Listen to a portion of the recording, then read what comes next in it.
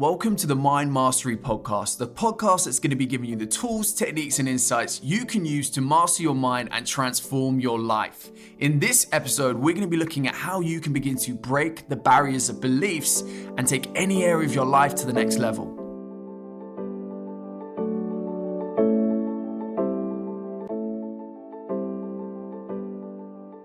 Guys, welcome back to the podcast. I have to truly say that I love podcasts. There's something about when I put these things on my head and I'm standing here in front of this speaker thing, it just feels very real for me. And I really love the fact that wherever you are, whatever you're doing, we have this moment right here that we can connect and begin to exchange some valuable information that is going to help transform any area of your life. And I know this from my own experience. I know this from experience of working with clients that beliefs are the biggest reason that your life, if you're looking around right now, wherever you are, you're thinking, man, isn't that like what I really want, you know? Or if you're feeling inside, you're feeling, I'm feeling pretty negative, man. I've got all these anxieties, all these different emotions running through me, and I don't really want to be experiencing them. What I can tell you is that the emotions that we're experiencing, the way that our life looks, whether it's our relationship, whether it's our job, whether it's our business, whether it's our health, whether it's our body, all these different things are all being shaped by the beliefs that we have about ourselves and the world around us. Now, it's interesting because, we hear about religious beliefs, we hear about political beliefs, but we never really hear about people saying, well, what do you really believe? So I want to ask you just for 1 second, just to take a second, take a deep breath, relax wherever you are, and ask yourself, what do I believe about myself? Now, if you were anything like me, the first time that I asked myself that question, I was met with silence. Just silence. Because it's nothing I've ever asked myself. It's nothing I really examined at that point in my life. But what I realized was that my life was not changing. No matter how much action I tried to take, no matter how many plans I wrote up and tried acting on, I found that there were these forces, these emotions that just wanted to keep me stuck where I was. And if you can relate to this, it's probably because the beliefs that you have in your life are holding you back from experiencing what you really want. Now, a lot of us make the mistake, that action alone is going to change things. We might get motivated. We might feel inspired for a moment and we say, hey, I'm going to change my life. I'm going to write down these goals. I'm going to achieve it this time. This time it's going to happen. 3 months later, we find ourselves in the exact same position, maybe even worse. And we're like, what happened? How many times have you gone through this? How many times have you said, I'm going to change, I'm going to do it? And 3 months later in the same position. You see, we all have this. We've all experienced this. And the reason that we've experienced this is because we're trying to change our world. We're trying to change an area of our life, but we are not changing ourselves. And one of the things that I've worked and I could swear by is that your life is not going to change unless you change.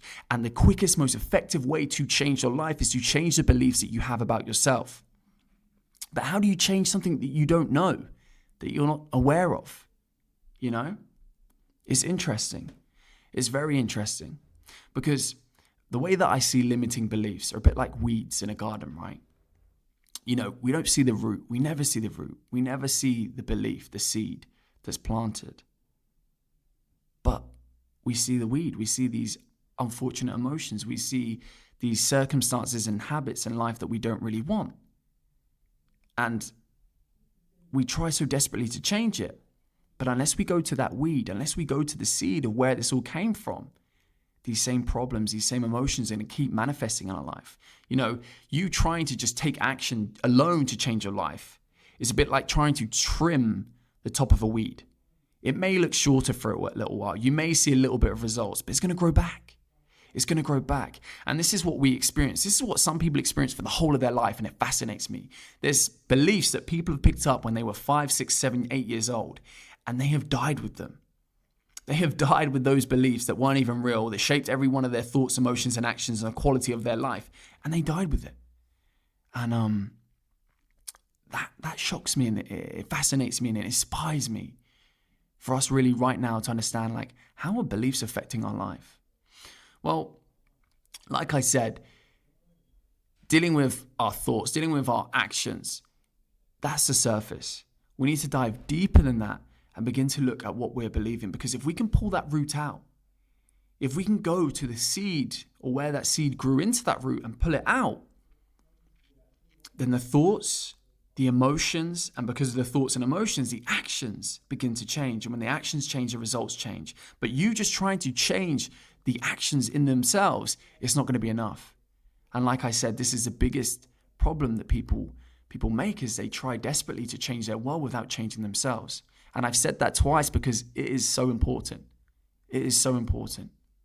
So where do these beliefs come from? Why do I believe certain things about myself? And why do you believe things about yourself? Well, it's interesting. We have to realize that when we were 4, 5, 6, 8 years old, this garden where these weeds were being put into, the garden gate was open, And what we find is we begin to inherit the ideas, the beliefs that our parents had, okay? And, our parents, God bless them, they did the best that they could, okay? But what we find is the things that they suffered with, we sometimes end up suffering from. And if they have ideas about money, if they have ideas around what relationships are like, what actually happens is we begin to unconsciously adopt those same ideas. If your mom and your dad say, we can't afford this, that's for rich people. Or maybe you hear your parents say, well, these people are never good, or, all these different things, or you can never do that, son, that's not for you.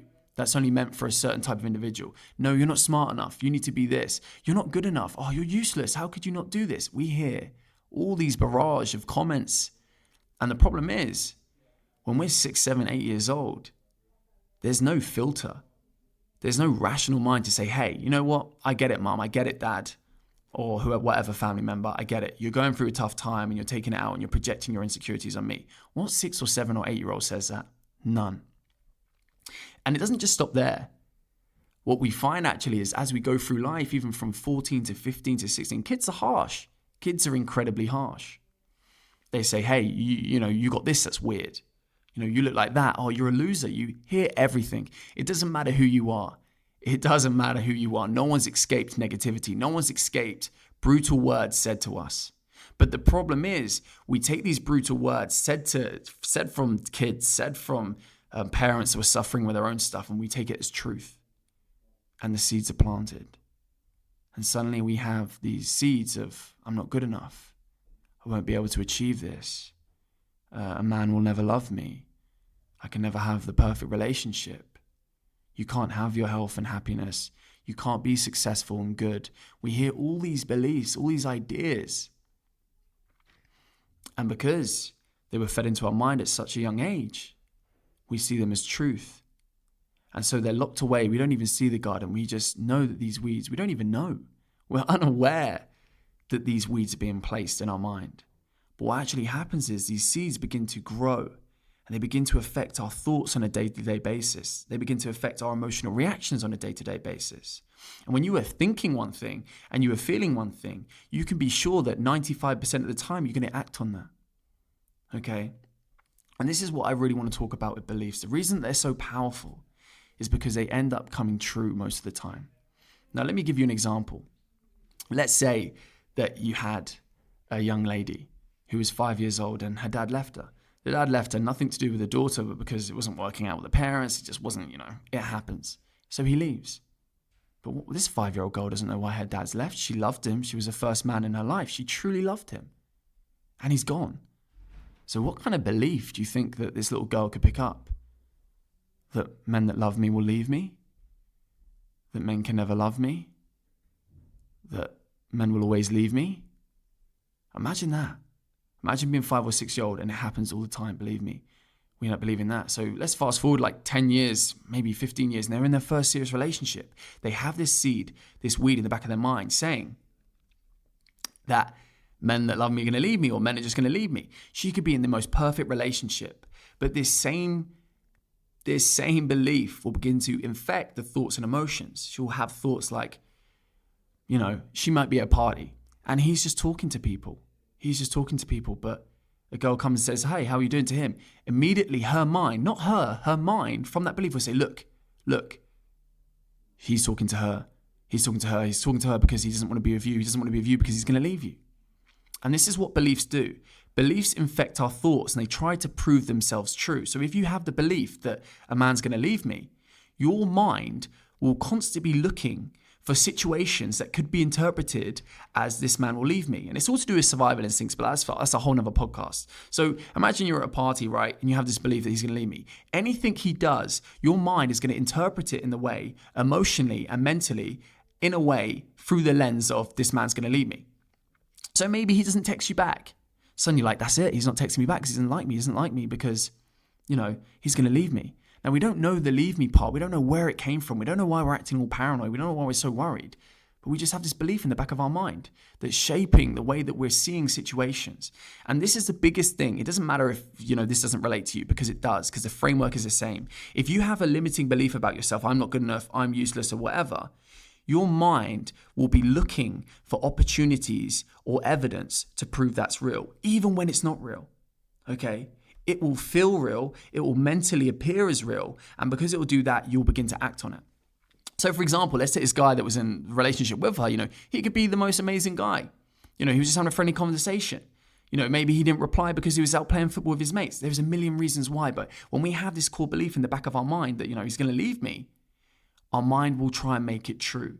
Our emotions will back it up as well, and we'll begin to act on it. We'll begin to say, hey, look, he did this. It's because he doesn't like me, because he's going to leave me. There's no evidence for that. But the way that our mind interprets our life, depending on the beliefs that we have, it appears very real. So let's look at the consequence of this. If you feel that he's talking to another girl because he's going to leave you, if you feel that he's not replying to you because you have this belief men are going to leave you, how are you going to act? You're going to start acting very jealous. You're going to start acting bitter. You're going to start lashing out. Now, how is he going to react to that? He's going to be put off by that. It's going to push him away. And it's funny, because this belief has become self-fulfilling. Even though this guy had valid reasons for why he was talking to a random person, why he was playing football, there's no reason needed for that. Even though everything was fine, because her mind interpreted it this way, she began to push him away unconsciously. And what happens when you push someone away unconsciously? What happens when you begin to act bitter towards someone? What happens when you begin to act very negatively towards someone? They begin to feel it themselves, and they begin to act back. They begin to not wanting being around you. And see how that becomes self-fulfilling? See how there was no reality to this, but because it affects our thoughts and emotions, because it affects the way that we see situations and react to situations, it comes to a point where this guy might be like, hey, this girl's treating me like crap. She's accusing me of all these things. She's really on my case. She's not being pleasant to be around. Maybe I don't want to be with her. And wow, just like that, this belief that was given to a girl at 4 or 5 years old has almost come to the situation where she is pushing away a man because of that belief. And what's happening? It's becoming true. It's becoming true. Not because she was right, not because he was doing any of these things, not at all, but because the belief, that limiting belief that she had, was infecting her thoughts and emotions in the way that she was acting so much within the relationship. It almost became true. And this guy could have left her. And then what would her belief say? What would her mind say if this guy did leave her? He would say, see, I told you. It's so true. They're all the same. Men are all the same. They're all the same. They all do this. They all want to leave you. No one's ever faithful. They're always just going to leave. You see? And now, if you obviously that's a very specific example, maybe you didn't resonate with that specifically, but this works for every area of our life. If you've been told from someone that you're useless and you can't do anything, or maybe you've told yourself that, what's going to happen? As soon as you find a problem, you're going to say, look, I'm useless. What's going to happen? What actions are you going to take? You're probably not going to act on it. You're going to get frustrated. You're going to feel anxious, and you're not going to take any action. What happens if you get frustrated at the first hurdle, tell yourself you can't do it, and stop taking action? You're not going to get the result. But we end up getting that result and say, look, see, I'm useless. You see, you are constantly trying to prove the beliefs, the limiting beliefs about yourself to be true when they're not. And we're all stuck in some cycle in some area of our life. There is an area of your life where you have a limiting belief about who you are. And because you have that belief, whenever you try to take any action that has any resemblance to this belief, you feel these negative emotions. You feel this overwhelm, and it stops you from acting. And then it almost becomes real. You see how this works? Let's take another example. You have the belief, I'm not good enough. If you have the belief, I'm not good enough, how are you going to feel? You're going to feel like you're not good enough. Okay? If you don't think you're good enough, how are you going to think? You're going to think you're not good enough. So if you have the belief, I'm not good enough, you're going to think like you're not good enough. You're going to feel like you're not good enough. How are you going to act? You're going to act like you're not good enough. And let me just ask you a question here. If you act like you're not good enough, how likely is it that people will treat you like you're not good enough? There is a million people out there that would be willing to treat you like you are not good enough, unfortunately. And by you having that belief, you're given that opportunity. And when someone does not treat you good enough, it just reaffirms this same belief. This same belief of, see, I'm not good enough. I don't deserve anything. You don't deserve anything. Not because you don't deserve it, because you don't believe you deserve it. And these are just some examples. These are some examples. We're not aware of it. That person may not think, I don't think I'm good enough. They may not know that on a conscious level, but it's affecting every aspect of their life. And it doesn't matter who you are listening right now. It doesn't matter who you are. There is some area in your life that you have a belief that is limiting the way that you see your life, is limiting how you're acting. It's limiting your emotions. And because it's doing all of these things, these beliefs are becoming a reality. Now, a million reasons why, or one reason why millions of people are not experiencing their life is because somewhere in their life they were told a lie that they are not capable of greatness, that they are not capable of living the exact life that they want. They are not capable of overcoming the obstacle they see right now. But I want to tell you that if you can break this habit, you can transform any area of your life. And if you're struggling right now and you think it's because you have some beliefs about yourself, it's a good thing. Because the beliefs are in your control. You can begin to overcome them. You can begin to change your life by becoming aware and pulling out these weeds, pulling out these thoughts, these emotions that have been shaping our life for almost all of our life. So how do we break this habit? How do we break this habit of believing something, then thinking of something, then acting on it and it becoming a reality? Well, first, you have to become aware of what am I believing? What do I really believe about myself? And it's interesting because we act like we know so much about ourselves. But what can you say about yourself factually? What could you say about yourself factually? See, a lot of the time we have this problem in life where we attach our own beliefs to facts. Okay, someone treats us bad, someone treats us unpleasant. Fact, they treated you unpleasantly. And then we say, we add our own opinion, our own spin, our own belief, because of this, because we're this, because we're not good enough, because of that. We're constantly doing this throughout life. I didn't get the result because I'm stupid, because I didn't whatever.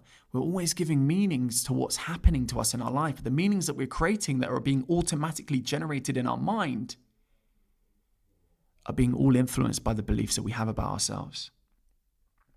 So if you can begin to create new meanings to what's happening in your life in a way that aligns with the life that you're trying to create and make a habit of that, okay, your life will begin to change. But that first step is identifying that seed that was planted, pulling out that weed. And the only way that you can begin to do this is being incredibly self-aware and diving deeper than what your thoughts are telling you, Constantly throughout your day. We have like 50,000 thoughts a day. That's pretty crazy, isn't it? 50,000 thoughts. Through these 50,000 thoughts, you can be sure that there are traces of the beliefs that you have about yourself. So if you feel nervous, doing a presentation, say, well, what am I really nervous about? I'm nervous that people will judge me. Well, what am I afraid they're going to judge me for? Or they might judge me on the fact that I'm not attractive, or when I was 17, I messed this thing up. Like, bro, they're not thinking that. They're not thinking that. And the more that you begin to trace back your thoughts and question your thoughts and challenge your thoughts, you actually realize that they're irrational. The way that I look at the mind is it's a bit like a bully. It says, you can't do this, they'll do that. If you stand up to that bully, if you stand up to your thoughts, you realize that they're just scared. They're just scared and they've got nothing behind them. And if you can begin to challenge your thoughts enough, and stand up to your thoughts, not fight your thoughts. We don't fight the bully. We don't try and swing for him and knock him out. That ends up just causing more trouble.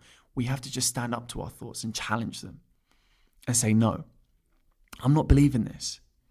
What am I actually worried about? What am I actually going to lose here?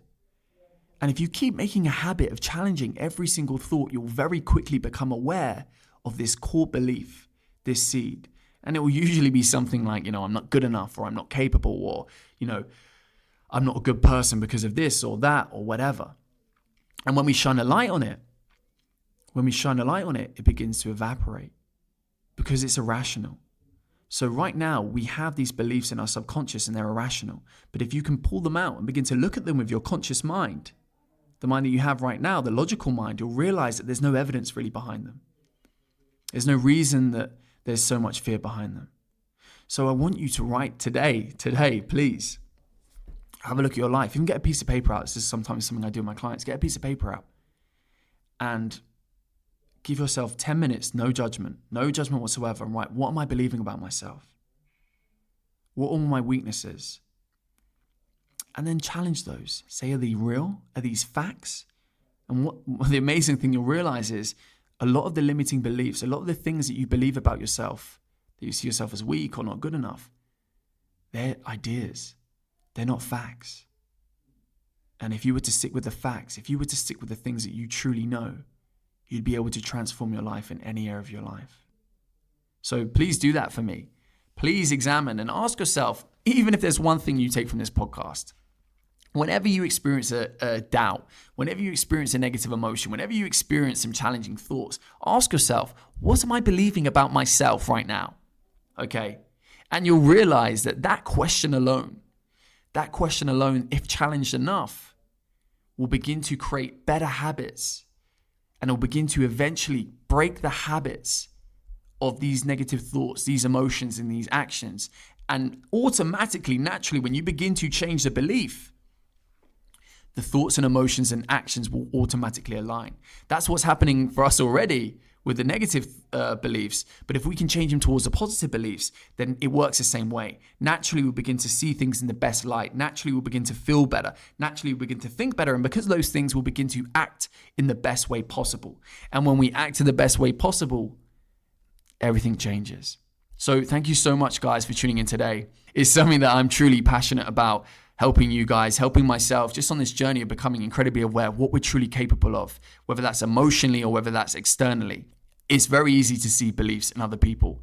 This is one thing, we see other people and say, hey, that's just a belief. Hey, you're lacking a bit of confidence. It's easy to see in another person. So if there's someone that you feel could do with this podcast today, we could all do with the help. We could all do with examining our beliefs.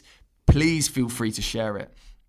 As always, guys, it's been an absolute pleasure to jump on. This is something I definitely want to make more regularly. And drop me a message on Instagram. Let me know how this resonated with you. And also, I just wanted to say I do have a program out on the moment. So if this did resonate with you and you do want to work on things a little bit deeper, head over to olliesheehancoaching.com and fill out an application there. But guys, thank you so much. I hope you have an incredible day. And again, it's been my pleasure. And thank you so much for your time. Take care.